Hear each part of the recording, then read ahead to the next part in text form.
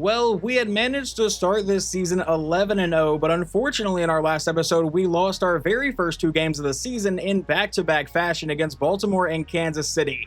Today we look to snap that small losing streak and get back on track against the Tampa Bay Buccaneers, who are 7-6 heading into this game. They are still led by Brian Sheehan, who has been their starting quarterback for the last few years. He is now a 90 overall. At running back, they also have a 90 overall in Bucky Irving. Wide receivers, an 88 overall in Quentin Johnston, an 82 in Timmy McKee, and an 83 in Rondale Moore. At tight end, they have an 83 overall in Cade Otton. Left tackle is going to be a 94. Left guard's an 81. Center is an 89. Right guard's an 83. And right tackle will be an 82. Then jumping over to the defensive side of the ball, they have Derek Brown, who is an 89 overall at left end. At right end, a 79. Defensive tackle, a 78. Outside linebacker is going to be a 79. Middle linebacker is an 88. The other outside linebacker is an 83, and then at corner they have an 86 in Andrew Russell, an 85 in Zion McCollum, and an 83 in Jamel Dean. Free safety is going to be a 95 in Antoine Winfield, and strong safety is a 78 overall rookie in Kenny Bird. I will say their secondary seems to be really good. They have 3 really solid ratings here, and then a 95 overall at free safety. We'll see how well our passing offense does today. Heading into this episode, we have already secured a spot in the playoffs with an 11-2 record. We are currently 2 games ahead of the 2-seed Seattle Seahawks, as we are now just trying to lock up the number 1 seed. But as we go into this game, you can see that Tampa Bay has a really high scoring offense. They're 6th in the league and then 9th in passing yards per game, but they're pretty bad everywhere else. The Buccaneers would get the ball first, and that drive would end in an interception from middle linebacker Tracy Wilcox in simulation. Now we've driven down to the 15-yard line, and that's going to be an incomplete ball because it doesn't look like Jameson Williams was expecting it. That's going to bring up a 2nd and 10 now. He's back in his shotgun set. He's going to send Dylan Kruger in motion. Richardson will take the snap and fire over the middle. That one's also going to fall incomplete. That was tipped down at the line. Now it'll be another shotgun set. Still the 15-yard line. Richardson with, I believe, Keaton Mitchell in at running back. We'll send Dylan Kruger in motion again. And he will look to pass. He's going to fire this deep to the end zone, and a diving reception by Brian Duvall. Touchdown Thunderbirds. On the Buccaneers' next drive, our defense would force a 3-and-out, so we get the ball back, but now face a 3rd and 7 from the 30.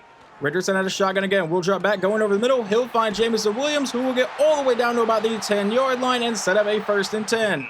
And since we're just outside of the 10-yard line, it looks like it's essentially a 1st and goal. He's going to throw this over the middle. That's caught by Duvall, who goes over the middle again and gets down to the 2-yard line to bring up a 2nd and 2, but that will end the first quarter. I apologize for that call. It felt really weird to say over the middle like 3 times, but now 2nd and 2 from the 2. He'll drop back and a quick throw to the end zone, and a wide open Jameson Williams will go up 14-0.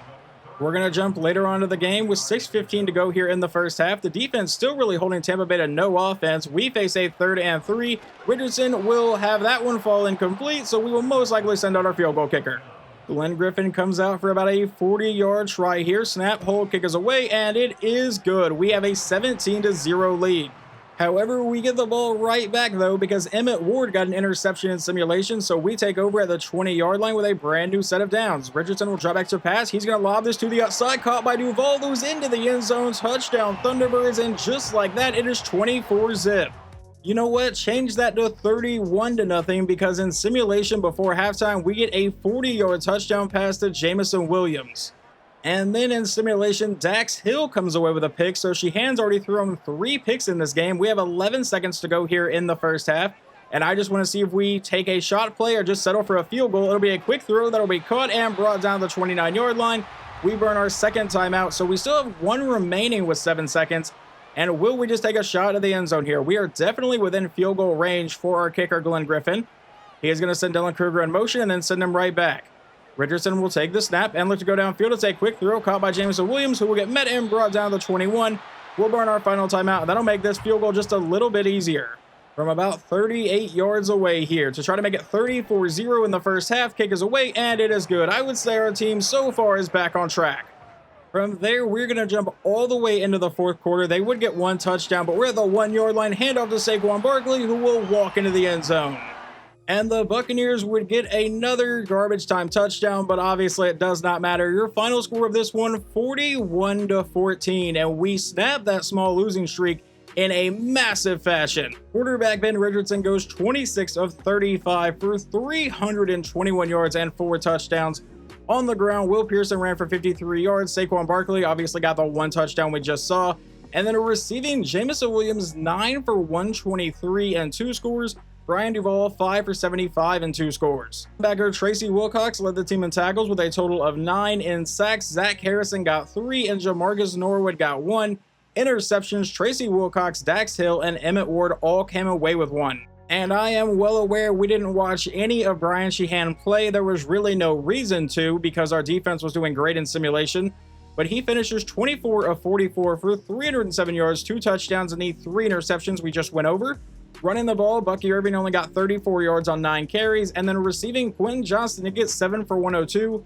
And it looks like Timmy McKee is the one that caught both of their touchdowns. Following that massive performance, we now get to head into week 16, where we get to take on another division opponent in the Atlanta Falcons, who are led by an 81 overall in Michael Penix Jr. At running back, they have a 98 in Bijan Robinson. Wide receiver is a 91 in Drake London, an 84 in Jermichael Stanley, and an 83 in Jeff Hyde. Over at tight end, they have a 90 overall in Kyle Pitts. Left tackle will be a 79, left guard's an 82, center is an 86, right guard's a 96, and right tackle will be a 79. And then over on defense, we begin with a 79 overall at left end, right end's an 82, defensive tackle's a 76, outside linebacker's an 82, middle linebacker is a 78, right outside linebacker is an 84. At corner, they have an 85 and an 82, free safety is a 92 in Jesse Bates, and strong safety is an 81. Unfortunately, it does look like Seattle won their last game, so they're still only 2 games behind us. But more importantly right now, this game could decide the division, because if we can pick up the win over the Falcons, we would improve to 13-2, they would fall to 10-5, so the best they could do is 12-5, and the worst we could do is 13-4, meaning we would secure the division if we can pick up this win. But the Falcons are apparently a pretty solid team. They are 8th in offensive points per game and 7th in defensive points per game, so we'll see how well we match up today. We jump in on our very first drive of the game, where it's a 3rd and 2 at the Falcons' 29-yard line. Richardson will do a handoff to Antoine Edmonds, our fullback, but I don't think he got there. They rule it 4th and inches, and we will just settle for the field goal with Glenn Griffin on about a 43-yard attempt to take a 3-0 lead here in the first quarter. Snap, hold, kick is away, and it is good. Our defense would manage to get us the ball back, but now we're in the second quarter. It's a 2nd and 10 from the Falcons 17. Richardson with a quick throw to the outside. That'll make it a 3rd and 5 with a quick pass to Brian Duvall to try and keep this drive moving so we don't have to settle for another field goal. Out of shotgun, Richardson will look to pass. A wide open Jameson Williams will get us the first down and set us up at the 4-yard line. And it looks like now Richardson's going to line up under center here on 1st and goal. No one else in the backfield with him. He'll send a man in motion. He takes the snap, rolls to the outside, now looking to pass. He's under a lot of pressure, and he's going to get sacked all the way back to the 17-yard line by Kenny Clark. Probably would have been better just to throw that ball away, man. 2nd and goal. Out of a shotgun set, he'll look to pass. He's going to throw this underneath. That'll be caught by Williams, who will get down to the 9-yard line to make it a 3rd and goal, which will obviously lead to another shotgun set for Toronto, and that's going to be a flag on somebody. Is that going to be a false start? It absolutely is. So that moves us back to the 14-yard line. He'll come out and look to pass. Under pressure, trying to buy time. He's finally going to let this one go and just throws it through the back of the end zone, and we'll settle for a field goal again. But thankfully, our defense came up big in simulation with Dax Hill getting an interception, setting us up at the 24-yard line. And we'll hand it to Will Pearson, who will go to the outside and get brought down for a 7-yard carry to start this drive. Now a 2nd and 3. Richardson back in shotgun again. He is going to send, it looks like, I believe, David Sapp in motion. So he'll take the snap and looks to pass. He's going to fire this to Sapp, who is completely uncovered and gets all the way down to the 4-yard line, setting up a 1st and goal. Now, we were in this situation in the last drive, and then our quarterback took a sack all the way back to the 17. Let's try to avoid that this time.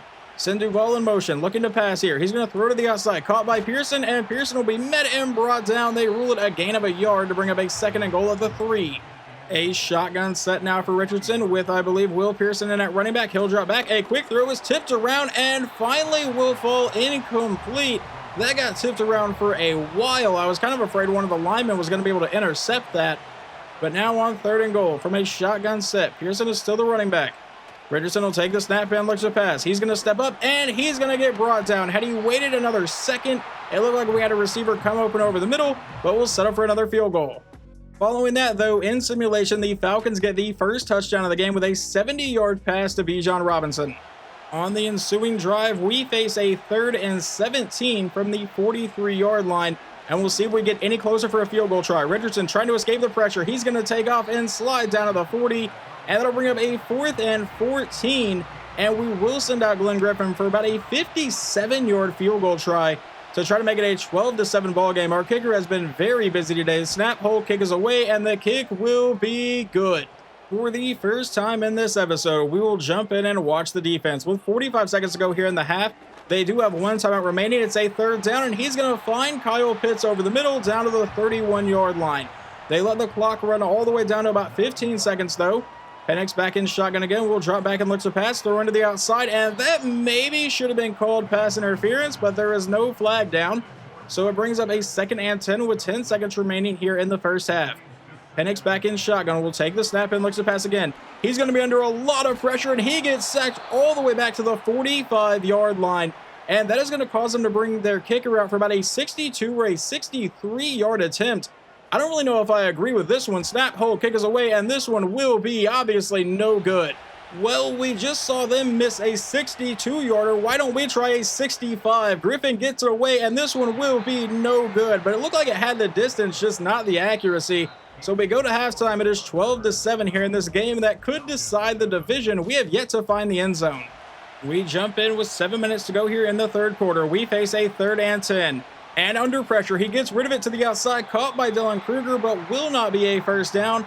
So once again, Glenn Griffin will come on. The only one he's missed today was a 65-yard attempt. This one will be a 40-yard try. Kick is away, and it is good.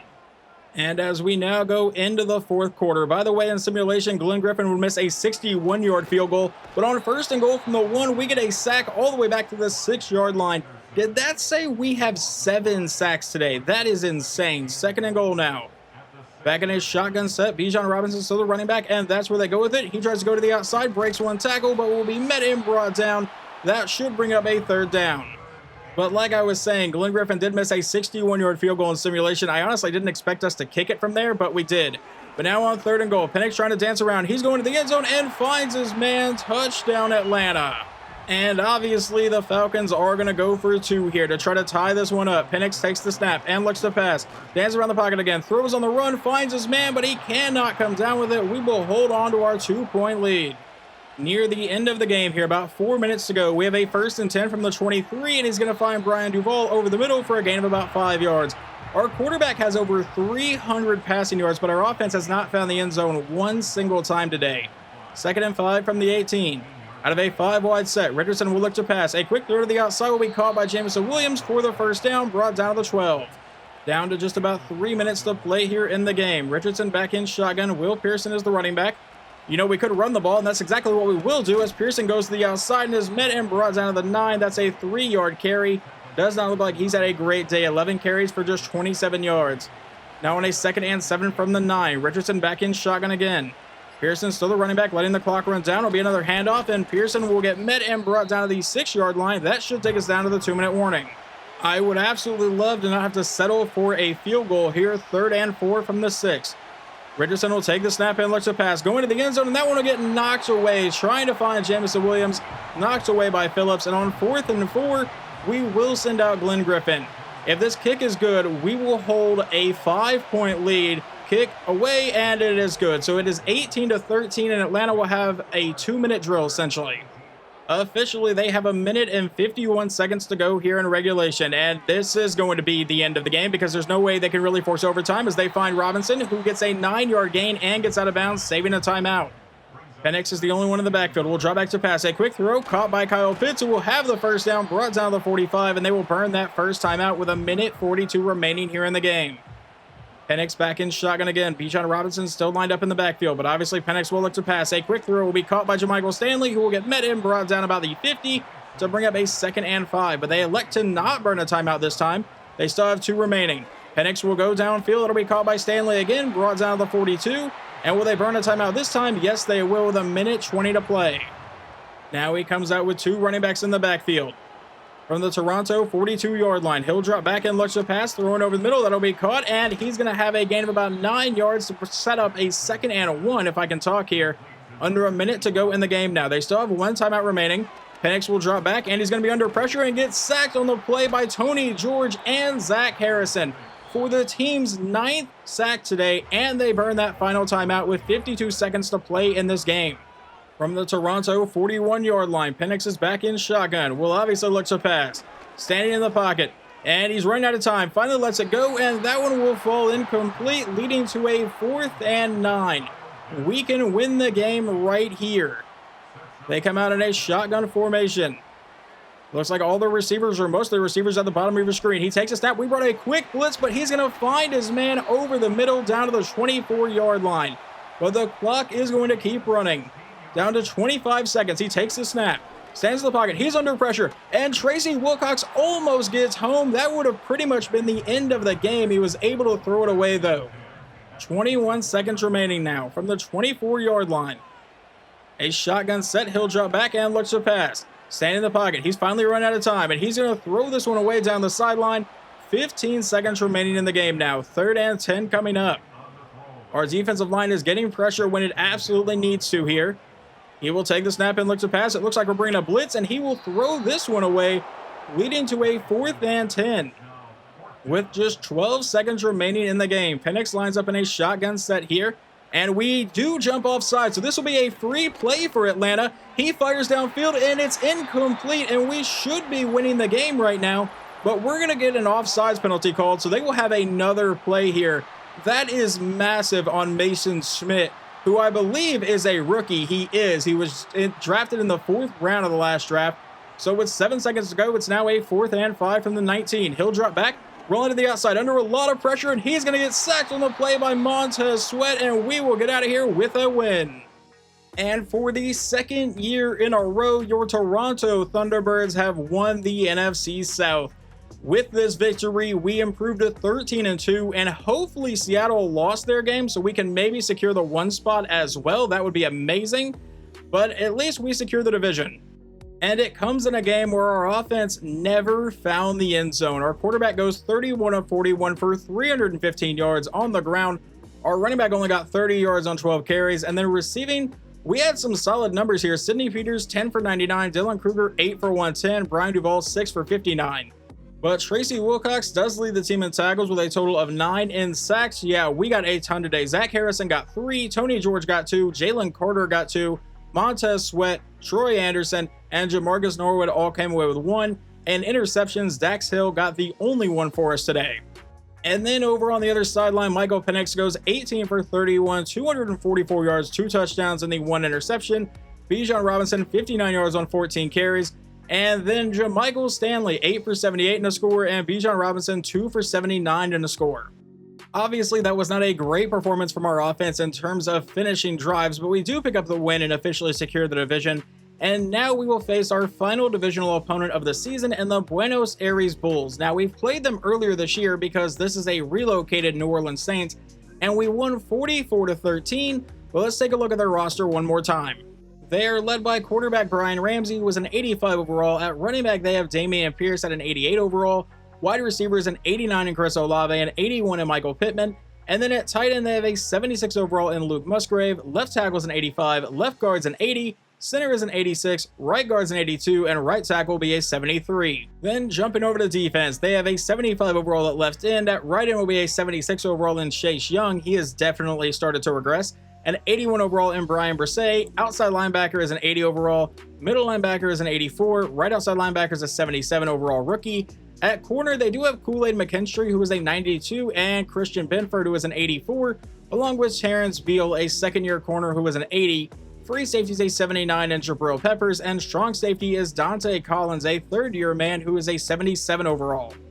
It does look like Seattle actually managed to win their game, so they improved to 11-4 and have officially secured a playoff spot. They can no longer miss the playoffs, and neither can the Green Bay Packers. But I will say that if we can win this game against Buenos Aires, then we officially secure the 1 seed, which would be massive because Seattle could no longer catch us at that point. And it looks like we may have a pretty good chance because this defense is ranked dead last in the league.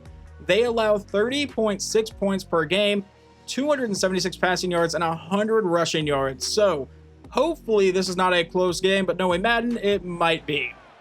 And as we finally jump into this game, we have a 3rd and 8 from the 26. We are down 3-0. They got a field goal on their opening drive, and then we traded a couple of punts. But Richardson going downfield, finding Sidney Peters, who will be brought down to the 7-yard line, setting up a 1st and goal. And it will be a shotgun set for the Thunderbirds here. Will Pearson in the backfield. He's going to send Dylan Kruger in motion. He's going to go line up at receiver now. Richardson will take the snap, dropping farther back, going over the middle, caught by Kruger, brought down to the 2-yard line to bring up a 2nd and goal. And how about a shotgun set here? Richardson with Pearson still in the backfield. Do we give it to our rookie running back? No, we won't. It'll be a pass play caught by Kruger, who is into the end zone. Touchdown, Thunderbirds. Jumping into our next drive, we are now in the 2nd quarter, where it's a 3rd and 2 from the 5. Still a 7-3 ball game as Richardson will drop back. A quick throw to the end zone, caught by his man, and a touchdown for Brian Duvall. But it looks like the Bulls are going to put up a fight here in the first half at least. Down to the 14-yard line, they give it to Dameon Pierce, who goes to the outside and will fight his way down to the 5-yard line to bring up a 2nd and 1. Ramsey back in a shotgun set again. See if they go right back to Dameon Pierce, and they sure as hell will up the middle as Pierce will get met and brought down to the 1 to set up a 1st and goal. Now he's going to line up under center. Pierce is still the running back. We'll see if they go back to him for a 3rd straight play, and they will, and it will pay off. Touchdown, Buenos Aires. With under a minute to go here in the first half, we face a 3rd and 8 at the Bulls' 37-yard line. Richardson will take the snap and looks to pass. Firing deep over the middle, he finds Sidney Peters, who's all the way down to the 6-yard line. 1st and goal, Toronto. Richardson back in his shotgun set again. With what looks like Will Pearson in the backfield. He will take the snap, a quick throw to the back of the end zone, and he finds Jamison Williams. Touchdown, Thunderbirds. We go up 21-10. And we will now go into the second half, but you will notice they have the ball at the 14-yard line. Well, that's because our quarterback got intercepted on the very first play of the second half in simulation by Kool-Aid McKinstry, and now they have a 2nd and 3 from the 7. I was really hoping we could come out to start the second half, drive downfield, and take an 18-point lead, but now they're going to be able to fight back in this game. That's tipped in the air, and no one moved towards it. Stuff like that is what I really hope EA learns to fix, because that ball just got tipped, and my linebacker just stared at it. 3rd and 3 from the 7. He'll drop back to pass. He's going to look to run. Throws on the run and nearly gets intercepted on the play. I would say our defense definitely won that drive. They took over at the 14-yard line and have to settle for a field goal to make it 21-13.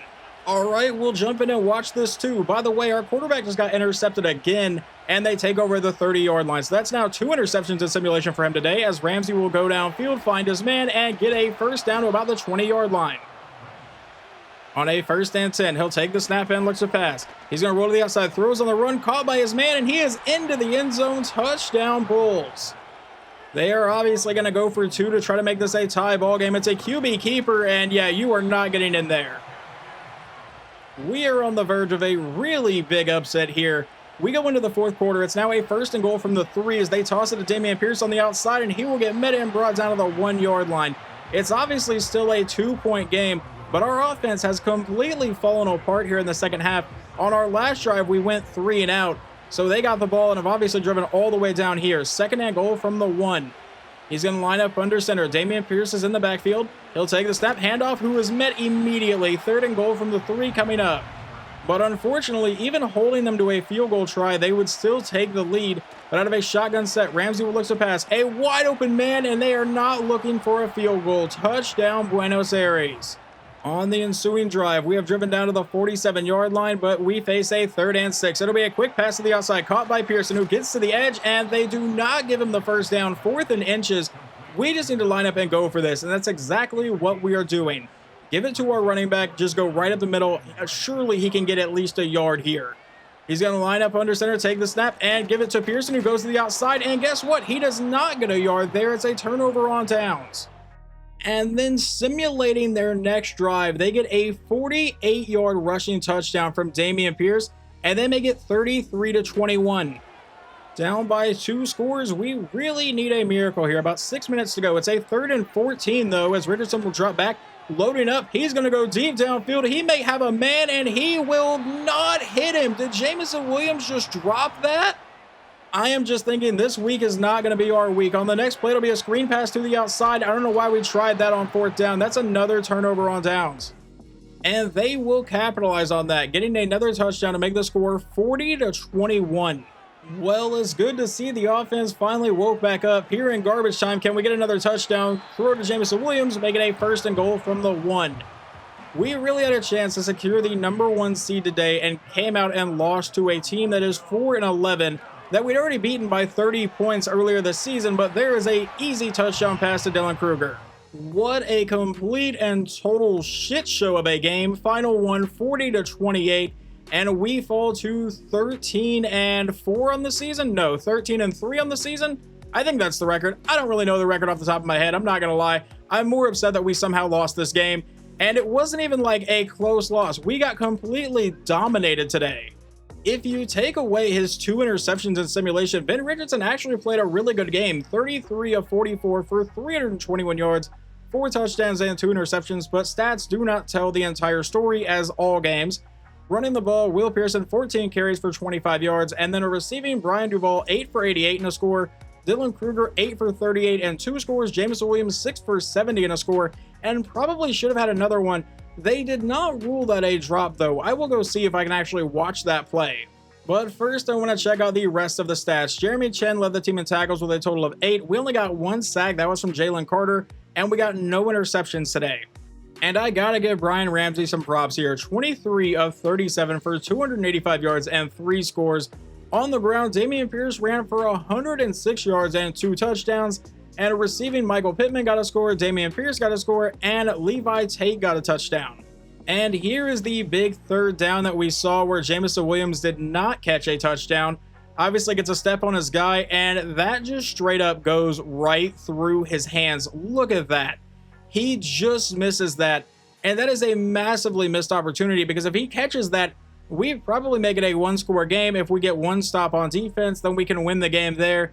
That doesn't happen. We come out and throw a screen on the next play and turnover on downs. They make it 40-21, and we lose the game.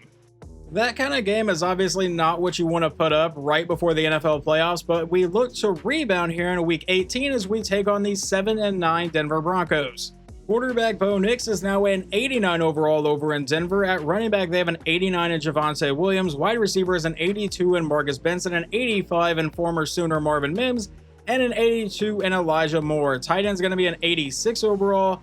Left tackle is an 85. Left guard is a 91. Center is an 83. Right guard is a 79. And right tackle is an 80. On defense, they do have Jose Person, who is an 86 overall. I think he was one of the top-rated guys in his draft class, only in his second year. Right in a 77 overall. Defensive tackle is going to be an 87. Outside linebacker is an 83. Middle linebacker is also an 83. Right outside linebacker is an 81. Then at corner, they have PS2 at a 99 overall and an 89 overall in Jair Alexander. That is a ridiculous duo. An 82 in Riley Moss and an 82 in Carson down here. At free safety is an 84 and strong safety is an 83. So their secondary seems to be really good. And a couple more teams have now secured a playoff spot. Atlanta can no longer miss the playoffs, and Philadelphia can no longer miss the playoffs. Seattle has officially secured the division and is still 1 game behind us. But there is some good news there, and I completely forgot about this. Looking at our team schedule, we have a head-to-head victory over the Seahawks. We beat them 20-16 back in Week 1, so we have pretty much already secured the number 1 seed. But I don't think Madden takes that into account until it's time to actually calculate the standings at the end of the season. So unless something is coded wrong, we have secured the number 1 seed, which means I'm probably going to be resting starters in this game. We'll watch a little bit of it, and I understand we just played horribly, but if you remember back to last season, we got a couple massive injuries going into the playoffs, and it really hurt our offense, and I really don't want to do that again. And just so you are aware of who is getting sat, Spencer Rattler is going to be our quarterback today. Ben Richardson will be the emergency 3rd quarterback should he need to come in. I am going to keep Will Pearson in just because he's a rookie, and honestly, if he gets hurt, we still have Keaton Mitchell. And then over at wide receiver, these guys will probably sneak their way onto the field at some point in this, but our main 3 are going to be David Sapp, Joe Wayne, and Jeff McLeod. At tight end, it will be Braden Willis. And then past that, I'm leaving the entire offensive line in because I don't want Spencer Rattler to get murdered. And then I'm leaving the entire starting defense in because they just allowed 40 points. And I understand a couple of those were off turnovers, so I can't really hold too much against them. But they didn't exactly play great in the last game, so I want them to try to rebound. And the Broncos' opening drive would result in a touchdown, showing the defense really has not rebounded yet. But now a 2nd and goal from the 1 that Rattler has gotten us all the way down to. It's a quick throw to the end zone and a touchdown to Braden Willis. On the Broncos' following drive, they have taken us into the second quarter where they face a third and goal from the 3. Handoff to Javonte Williams, and they will take the lead back, this time making it 14-7. Near the 2-minute warning here of the first half, though, and Toronto is driven back down to the 16-yard line. We're going to send Jeff McLeod in motion. Rattler will take the snap and looks to pass. Stand in the pocket. He's going to fire underneath. Caught by McLeod, who's going to get all the way down to about the 8-yard line to bring up a 2nd and 2 and take us down to the 2-minute warning. We'll come back out in a shotgun set again. Will Pearson is the running back, but Rattler will look to throw. He's going to fire this one downfield and miss absolutely everybody to bring up a 3rd and 2 at the 8-yard line. Pearson's still going to be lined up at running back. Rattler is lined up in a shotgun set here, hopefully looking for just a quick pass and an easy first down. We'll send Braden Willis in motion and then send him right back. Now Rattler takes the snap and looks to pass, fires over the middle. He finds his man, and that is Joe Wayne into the end zone. Touchdown, Thunderbirds. Jumping into the second half, we're going to jump all the way into the fourth quarter because nothing really happened in the third quarter. At the very start of the fourth, Denver would kick a field goal to take a 3-point lead, and now we are driving, trying to respond to that. Caught by Braden Willis for the first down to the 11-yard line. Spencer Rattler back in his shotgun set again. Will Pearson is the running back, but Rattler will look to pass. He's going to fire this to a wide open Jeff McLeod, who will get down to the 5-yard line to bring up a 2nd and 4 for Toronto. So far, from what we've seen, Rattler has played really well. He's going to come out in his shotgun set for the very next play. He's going to send receiver Joe Wayne in motion. Now he takes the snap, looking to pass. Throws to the outside, and it's caught by Wayne. Touchdown, Toronto will take the lead. A little bit later, with 1:47 to go, it's a 3rd and 2. Denver only has 1 timeout. They're still down by 4. They need this stop. Handoff to Will Pearson, and he will have the first down. They burn that final timeout, but that should wrap this one up. So our backups come in and get the win on offense. The defense did play relatively well. The first drive, I know I made a comment about how they weren't really rebounding because they allowed a touchdown, but only allowed 17 points today. The backup offense came in to score 3 touchdowns to win the game, and I would say it was a pretty solid day overall, and we improved to 14-3 and officially now should lock up the 1 seed even without the head-to-head tie over Seattle. Well, I just said head-to-head tie. I definitely meant to say head-to-head tiebreaker, but either way, just moving on. Spencer Rattler goes 27 of 34 for 272 yards and 3 touchdowns. Running the ball, Will Pearson only got 28 yards on 12 carries, and then receiving Joe Wayne 9 catches, 110 yards and 2 scores. Braden Willis 4 for 32 and a touchdown. And then we'll go check out the defense real fast. That is going to be Jalen Carter leading the team in tackles with a total of 7.